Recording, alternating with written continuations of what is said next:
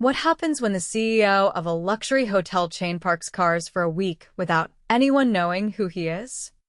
Jared Westbrook leaned against the side of a silver Mercedes, sweating through the back of his cheap valet vest. He'd owned the boutique hotel chain for 8 years. 14 locations now and growing fast. But lately, complaints had crept in: service slipping, staff turnover rising, customer loyalty fading. The front desk manager at the downtown Chicago location quit suddenly, citing toxic leadership. That was enough to push Jared into action. He wanted to see it for himself. No reports. No filtered updates from district heads. Just the raw reality. So he put on a fake name tag, Raymond, dyed his brown hair gray at the temples, added subtle crow's feet with makeup, and grew out a patchy beard. At 51, he didn't look too out of place as a second-career guy picking up part-time valet shifts. Corporate didn't introduce him to store-level staff, and he'd never met most of them. It was easy to blend in. The Chicago location had a rooftop restaurant, valet-only parking, and some of the highest room rates in the chain. He'd worked 3 days already. Cars in, cars out. Some guests were kind. Some weren't. But today was already different. Raymond. A voice barked behind him. Tommy, the valet supervisor, mid-20s, slicked back hair, sunglasses even in the shade. You're not just standing there, are you? Move that Audi. Next time, don't wait for me to tell you. Jared gave a nod and walked over to the car, keys in hand. He didn't mind taking orders, that was the point. But Tommy had a way of talking like everyone was beneath him. Inside the parking garage, another valet, a quiet guy named Luis, leaned on a pillar. You good? Jared asked. Yeah, Luis said, voice low. Just tired. They didn't talk more. Jared had noticed Luis worked harder than most. No plans, no drama. Just head down, get it done. Back outside, Jared saw a young woman pulling up in a blue Tesla. She stepped out in a hurry, holding a toddler against her hip, diaper bag falling off her shoulder. Jared started walking toward her, but Tommy cut him off. I got this one, Tommy said. Jared stayed close enough to overhear. Nice car, Tommy said, grinning. You staying overnight? Just dinner on the rooftop, the woman said, bouncing her son gently. Tommy took the keys, handed her a ticket, then leaned in closer. We take care of the good tippers here. Just letting you know. She blinked, unsure how to respond. He lowered his voice. I've had people wait 20 minutes to get their car back. Just saying. She gave a tight smile and walked away quickly. Jared's hands curled into fists. He followed Tommy back into the garage. You threatening guests now? Jared asked low. Tommy laughed. What? Wasn't a threat. Just setting expectations. People tip better when they know what's up. That's not how this works. Oh, new guy wants to teach me how the job works, Tommy said, stepping closer. You've been here what, for days? I've been running this place for 2 years. You want to keep that vest, stay in your lane. Jared stared at him for a long beat, jaw tight. He turned and walked away. He wanted to fire him right there. But not yet. He needed to see more. He needed to know if this was just Tommy, or if it ran deeper. Back at the valet stand, Luis handed Jared a water bottle. You okay? Luis asked. Yeah. Just. Long day. Luis nodded. It always is here. That night, Jared stayed late. Watched Tommy flirt with guests, pocket cash tips without logging them, and laugh behind customers' backs. But he also saw Luis help an elderly couple with their bags, even though that wasn't his job. Jared also noticed a young woman named Dana at the front desk, who de-escalated a complaint from a furious guest with calm professionalism while her manager scrolled on his phone in the office behind her. The good and the bad were both right there. Plain as day. And he was done watching. Tomorrow, he wasn't just observing. Tomorrow, he was cleaning house. Jared stood in the back corridor near the service elevator, arms crossed, watching the early shift scramble through the morning rush. The lobby was buzzing, guests checking out, bellhops juggling carts of luggage, a group of convention attendees crowding the concierge desk. The rhythm was off, too many people handling too little. He could feel it in the air. Tension, fatigue, resignation. He'd arrived 2 hours early with a plan. No more observing. He was going to test the system. Instead of heading to the valet stand, he slipped into the back office where schedules were posted. The clipboard on the wall listed 6 valets assigned this morning. Only 3 were present. Luis was already out front, hustling between arriving guests. Jared walked back through the garage and found the others just arriving 15 minutes late, laughing at something on a phone. Shift starts at 7, Jared said, blocking the stairwell. One of them, a tall guy with a beanie and a Red Bull in hand, shrugged. Traffic. It's been like this all week, another added. No one says anything. Jared stepped aside without a word, but followed them up. Luis gave him a quick glance when he appeared. Jared nodded once. He wanted to see how it played out. By 9, the line of cars was backed into the street. Guests were growing impatient. A woman in a business suit glanced at her watch for the 3rd time. I called for my car 20 minutes ago, she said to the stand. Tommy leaned against the podium, sipping coffee. Yeah, it's coming. Jared walked over to him. She's been waiting. Tommy didn't look up. What do you want me to do? We're behind. Luis jogged up with keys, barely catching his breath. That's the black Lexus? Yeah, Jared said. She's been asking. Luis nodded and turned right back toward the garage. Tommy finally looked up. You're a real eager beaver, huh? You're not even trying to help. Because I don't need to. You and Luis get all worked up and I don't break a sweat. That's called efficiency. Jared didn't respond. He walked toward Dana at the front desk. She spotted him and gave a small nod. You okay? Jared asked quietly. She glanced toward the office behind her. Depends who's asking. I'm Raymond. Valet. She studied him for a second. You're the one who helped that couple last night. He nodded once. She leaned slightly closer. If you're asking because you care, then no, I'm not okay. We're 2 people short today. I just did a check-in, a walk-in, and then handled a missing room key by myself. My manager hasn't left that chair since 7. Why? Because he doesn't have to. Jared glanced through the glass. The manager leaned back in his chair, scrolling through his phone. Why don't you say something? I did. Twice. Got told. Don't worry about what I do. Worry about what you do. So now I just do my job. Jared nodded again and walked away. By noon, things hit a breaking point. A black Escalade pulled in. The driver stepped out, a man in his 40s, wearing a dark suit. Jared recognized him. A long-time client. Their law firm booked rooms every month for traveling partners. The man looked around, irritated. No one here, he asked. Luis was in the garage. The other 2 valets were inside, leaning near the staff vending machine. Jared stepped forward. Sorry, sir. We're short-staffed this morning. The man narrowed his eyes. I've been staying at this hotel for 6 years.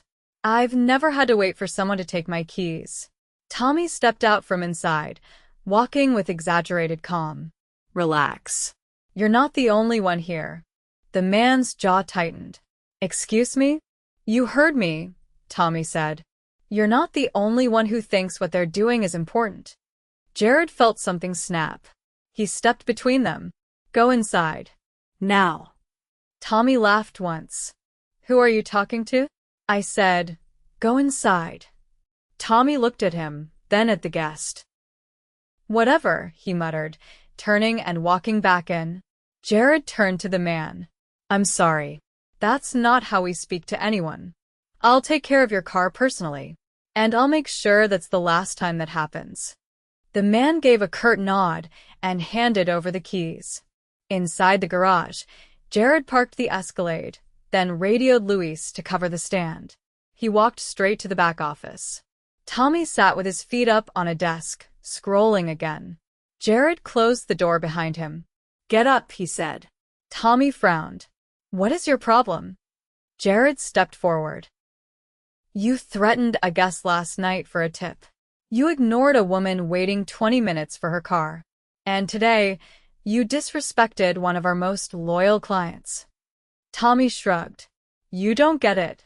This place runs because of me. No. It runs in spite of you. You're done. Tommy's face froze. You can't fire me. I can. And I just did. Leave your badge and get out. Tommy stood, eyes narrowing. You're just a valet. You don't have the authority. Jared reached into his pocket and pulled out a small leather card case. He opened it slowly and placed a hotel-branded business card on the desk. Jared Westbrook, founder and CEO. Tommy's face drained of color. You've been threatening guests, stealing unreported tips, disrespecting staff, and doing the bare minimum while others carry your weight. I've seen enough. Tommy opened his mouth, but Jared shook his head once. There's no coming back from this. Tommy picked up his things in silence and left the room. Jared walked out and found Luis near the garage entrance. He's gone, Jared said simply. Luis blinked. What? He's not coming back. Luis looked down, then back up. We've needed that for a long time. Jared nodded once. You should have said something. Luis hesitated. People talk. Nothing changes. We just do what we can. Jared looked around. The sun was high now. The concrete radiated heat. The buzz of the city swelled around them. From now on, Jared said, things will change. But I need your help. Luis didn't answer right away. Then he extended his hand. You've got it. Jared shook it once. He didn't feel good. Firing someone never did. But allowing that kind of behavior to continue would have been far worse. There was no room in his company for people who thought power meant permission to abuse. Back inside, Dana was helping an elderly guest print boarding passes at the front desk. Her manager still hadn't moved. Jared walked behind the desk and tapped him on the shoulder. Meeting, Jared said. The manager turned slowly. Do I know you?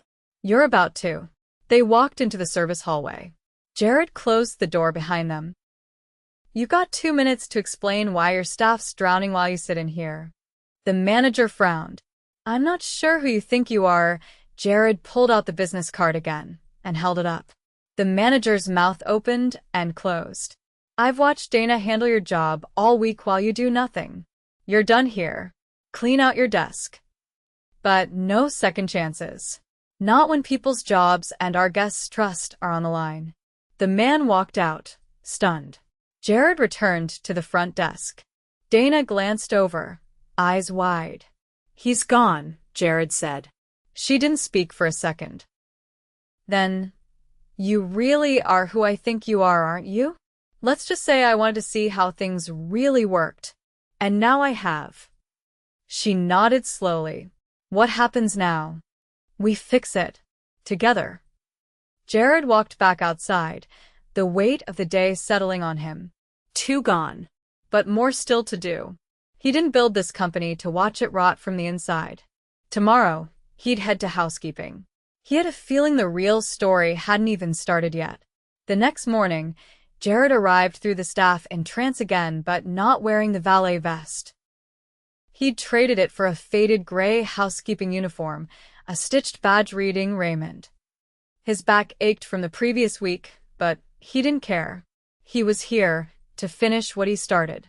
The hotel's head of housekeeping, a woman named Clarice, ran the department with quiet precision. She was in her late 40s, lean and sharp-eyed, and didn't waste words.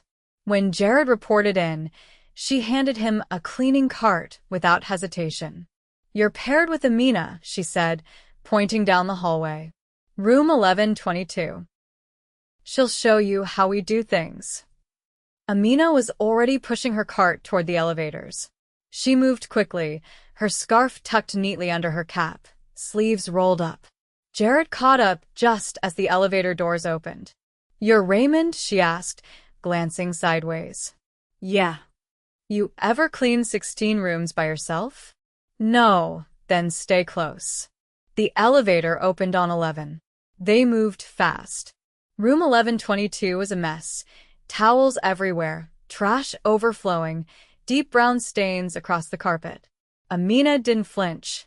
She handed Jared a pair of gloves and pointed at the bathroom. Start with the sink. Then tub. I'll handle the bed. For the next 20 minutes, they worked in silence. Jared scrubbed harder than he had in years. His knees creaked every time he bent down. Amina, meanwhile, moved with practiced efficiency, flipping sheets, replacing supplies, checking for damage without missing a beat. When they finished, she looked at him. You're slower than I thought. Thanks. You'll get faster. If you don't quit. They moved to the next room. And the next. By room 1128, Jared's shirt clung to his back. His hands were raw from the cleaner. Amina hadn't slowed. He finally asked, How long have you been here? 3 years. You always have this many rooms? Lately, yeah. Clarice tries to help, but we're short 2 people. They left last month. No replacements. Why? Amina wiped her hands on a rag and looked at him. You really want to know? Yes. One of them got tired of being talked down to. The other was told to train a new guy who made twice as much. When she said something, she was told to stop causing problems. Jared gritted his teeth. Who told her that? Front office. Same guy you got rid of yesterday. Jared didn't say anything. They reached room 1134. The door was propped open.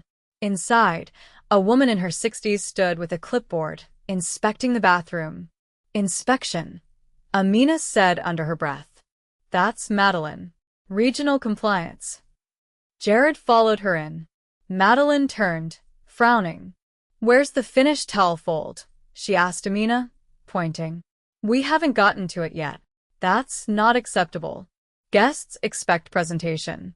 If you can't keep pace, maybe you should work laundry. Amina's jaw tensed. We're short-staffed, Jared said. We're doing what we can. Madeline raised an eyebrow. And you are? New. She turned to Amina. You're responsible for the rooms on this floor. If they're not up to standard, it's on you. I'll be noting this. When she left, Jared looked at Amina. That happen often? Every week. No one says anything? What's the point? They don't listen. Jared stood still for a long second. Finish this room, he said. I'll be back. Downstairs, he found Clarice in the laundry room, folding towels with rhythmic precision. Madeline's been harassing your team. Clarice didn't look up. I know. Then why does she still have access to rooms? She's corporate. I can't stop her. I can. Clarice paused, then turned fully. You're not just another temp, are you? No, she took a slow breath. Then you need to know something. Madeline's not just a compliance officer. She's close with corporate HR. She's protected. Not anymore.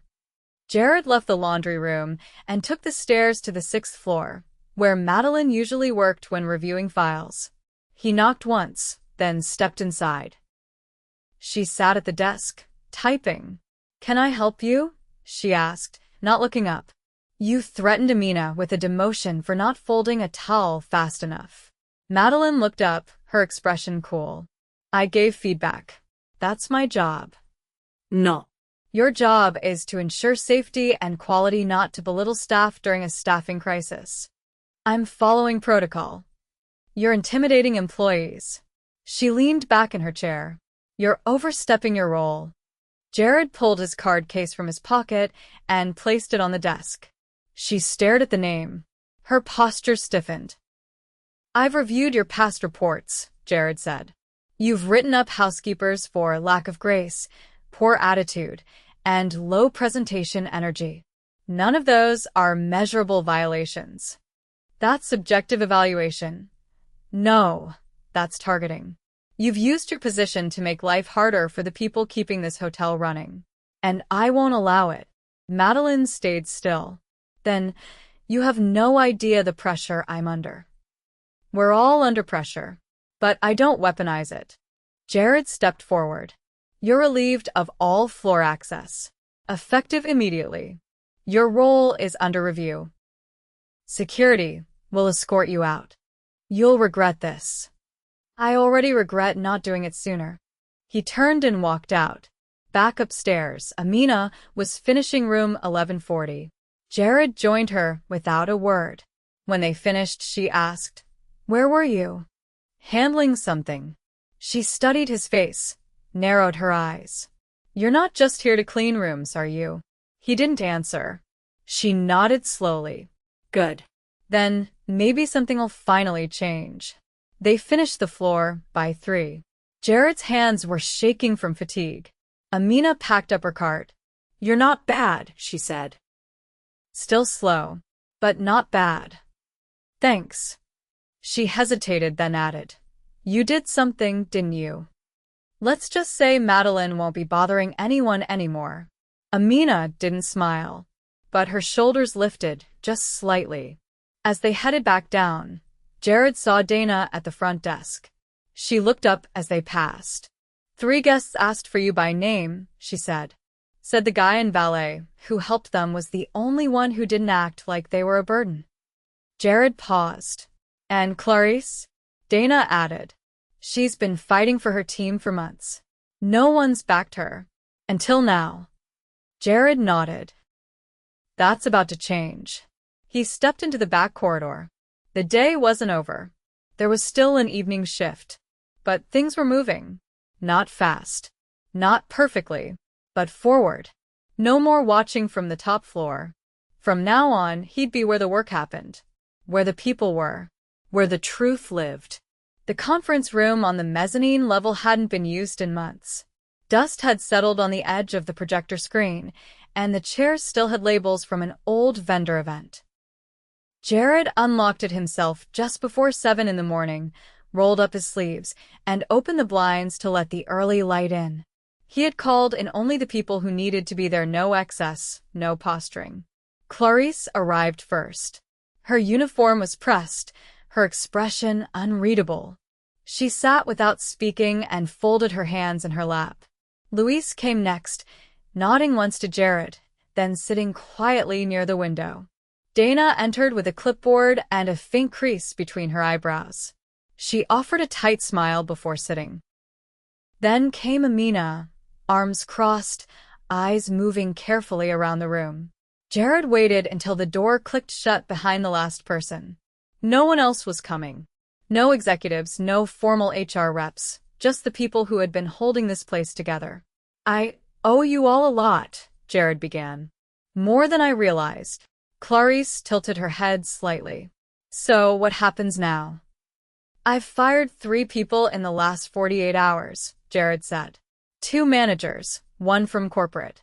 I don't take that lightly. But I also won't apologize for it." Dana spoke carefully. "Are you planning to replace them?" "Because this hotel's already stretched thin. I've authorized temporary staffing support through an outside agency to fill the gaps. They'll be here by Monday. But those roles won't be permanent hires until we revise the hiring criteria. We're not filling seats, we're building foundations." Amina leaned forward. "What about the rest of us?" You've seen what it's like. "What we're working with?" "I have," Jared nodded. "Which is why I'm making changes that go beyond removing bad actors." He opened a folder and slid a set of documents across the table. Dana picked it up. "It's a new feedback system," Jared said. "Anonymous, weekly, and monitored directly by my office. Not filtered through regional managers. If someone's being mistreated, I want to know, and I want to know fast." Luis looked up. "And what if someone retaliates anyway?" "They won't have the chance. Every report triggers a temporary freeze on supervisory authority until it's reviewed. One accusation won't sink anyone, but it will slow them down long enough for us to get to the truth. I'm not asking anyone to gamble with their dignity." Clarice spoke next. "What about pay?" Jared looked her in the eye. Effective next pay cycle. Every non-managerial employee at this location gets a 10% raise. Housekeeping, valet, front desk. Across the board. Amina blinked. That's not nothing. It's not everything either, Jared said. But it's a start. Dana flipped through the second page. This says something about development budgets. I've set aside funding for internal promotions. If someone wants to move up, we'll train them, not hire over them. Luis leaned back. So no more part-time college kids jumping into supervisor roles after 2 weeks. No more, Jared confirmed. Seniority will mean something again. Clarice held her gaze on him. And what about you? You came in here wearing a name tag and scrubbing bathtubs. What's your role now? I'll be back in the office, Jared said. But I'm assigning myself a rotating shift once a month at a different location. No notice. No announcement. Just me, working alongside whoever's there. Not to spy. To stay connected. No one spoke for several seconds. Then Amina said, that would have sounded like PR 2 weeks ago. Dana added, it doesn't now. Jared nodded once. Good. Because I'm not here to make speeches. He stood and opened the second folder. Inside were printed recommendation forms. He handed one to Clarice.